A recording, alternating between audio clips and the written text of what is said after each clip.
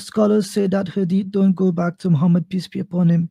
Even if some truth goes back to him, there's no way to verify it. Thoughts, no, in stomatics and philology, we can know if a person's words is related to an actual historical figure, because there's certain characteristics that these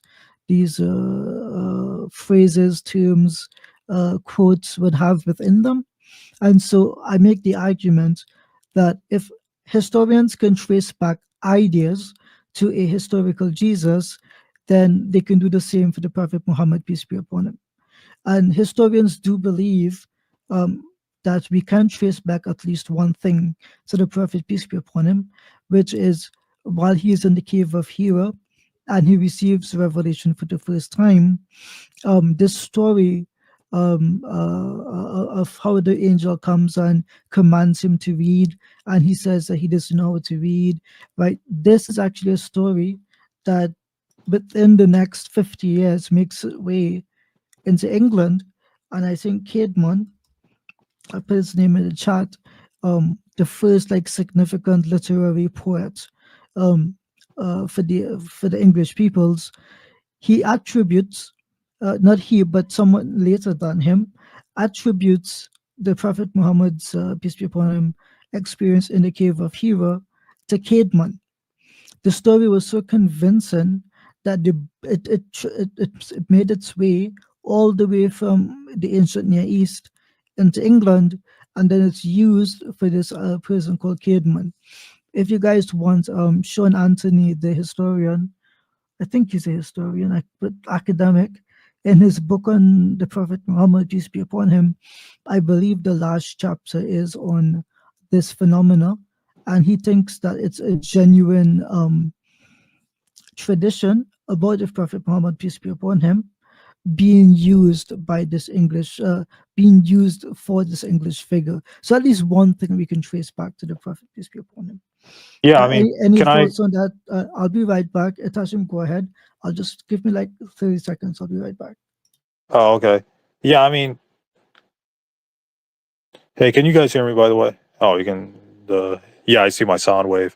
Yeah, I mean, there's a lot of hadith that do not go back to the Prophet Muhammad.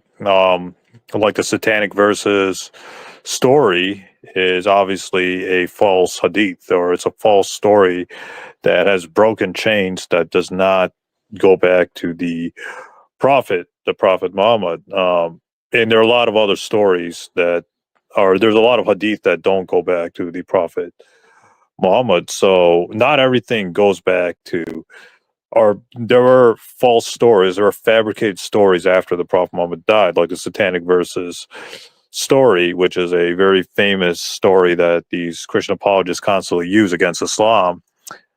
And that's a story that's a weak hadith. There is some truth to scholars saying hadith don't go back to the Prophet Muhammad. That's true.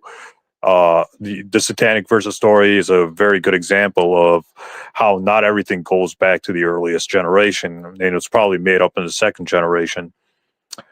So the satanic verses story is probably false. And if you the strange thing is, like Ibn Ishaq, the history of Al-Tabari has a lot of those weak hadith in them, and they're earlier than Sahih Bukhari.